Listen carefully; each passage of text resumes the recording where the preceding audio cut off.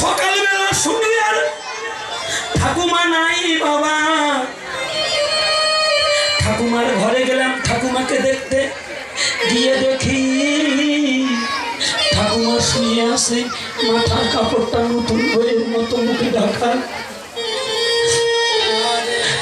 ঠাকুমার মাথার কাপড়টা সরে দিয়ে মুখটা দেখতে হয়েছে। মা আজকে বুঝলাম, এখন দেবেন না, মন্দিরে রেখে দেন অথবা এখানে রাখেন,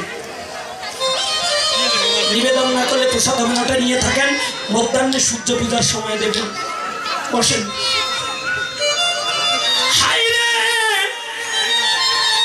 আজকে বুঝলাম ঠাকুমা কেন মাথায় কাপড় দিত। বাবা আগের দিনের মায়েরা স্নান করে ঘরে আসার সময় আসলে মুখটা ঢেকে আসতো। কেন ঢেকে আসতো শুনে যান, কারণ কি? শাস্ত্র বললেন একজন প্রতিব্রতা রমণী, একজন সতী নারী, শূন্য ললাট আর শূন্য সিথি স্বামী যদি দর্শন করে, দর্শন করিবা মাত্র স্বামীর একদিনের পরমায়ু কমে যায়। বাবা গো, মায়েরা এখন স্বামীর দেওয়া অলংকার পরিত্যাগ করতে শিখেছে। বাবা সিঁথিতে আর সিঁদুর নাই, বাঁকা করে সিঁথি পাঠে, ছোট্ট করে সিঁদুরের ফোঁটা লাগায়, আর দুই ভুরু যুগলের মাঝে বড় করে টিপের ফোঁটা লাগায়।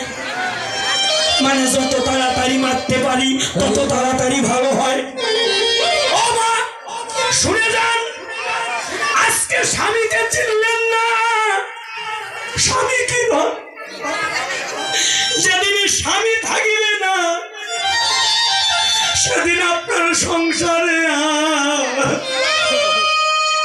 আর কোনো মূল্য থাকবে না। মা যতদিন স্বামী আছে ততদিন আপনার সংসারে দাম আছে। মা আপনাদের চরণ ধরে বলছি, দয়া করে কেউ আর টিপের ফোঁটা দেবেন না।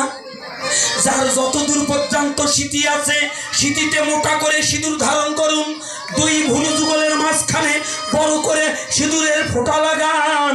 আপনার যদি স্বামীর চরণে প্রেম ভক্তি থাকে, পৃথিবীর এমন কোনো বিঘ্ন নাই আপনার স্বামীর পরমায়ু ক্ষয় করতে পারে।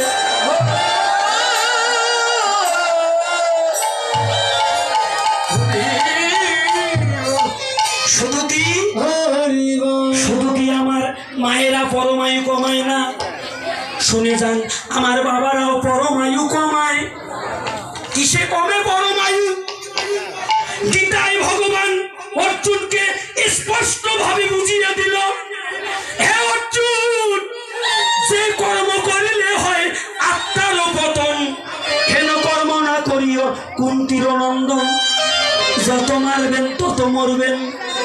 বাঁচতে যদি চান গুরুচরণ আশ্রয় করে সাধু গুরু বৈষ্ণবের সঙ্গ করো। সঙ্গ করতে করতে কাম আর কাম থাকবে না, কাম একদিন প্রেম হয়ে সাধু গুরু বৈষ্ণবের চরণে আশ্রয় নেবে।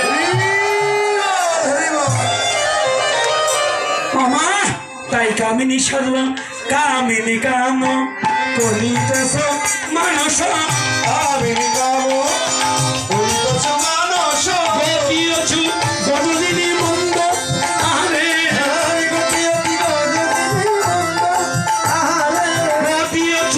গজদিনী মন্দ আরে, মা যদি নহি পুন বসনে আপৃত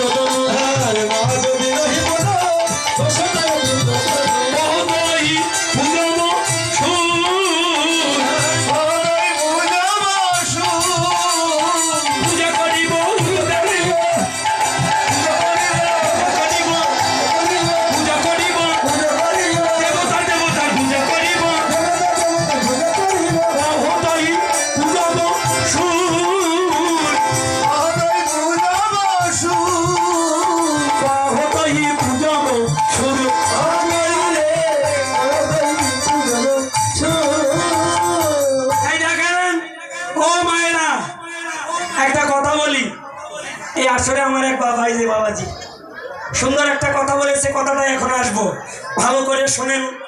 তাহলে নারী সাজলো কখন? মা যদি নহি পুনো মানে মাস দিন বোঝেন না?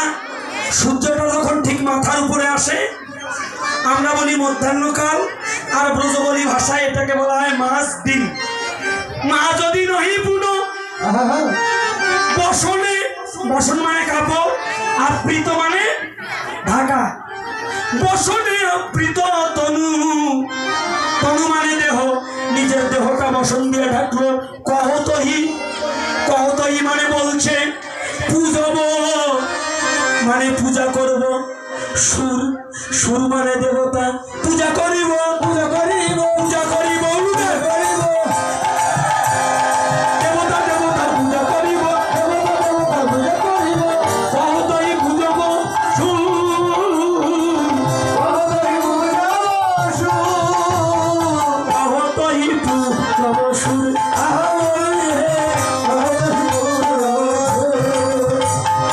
সুর মানে দেবতা, সুর মানে কণ্ঠধ্বনি। এই যে মায়েরা, এই বছর আশ্বিন মাসে হয়েছে না ভাগের বাড়ি 10টা হাত? কে বলেন তো? আপনারা পূজা করেন নাই? কথাটা ভালো করে শোনেন। 10 হাত কার? কে গো? ওই মামানি তুমি বললে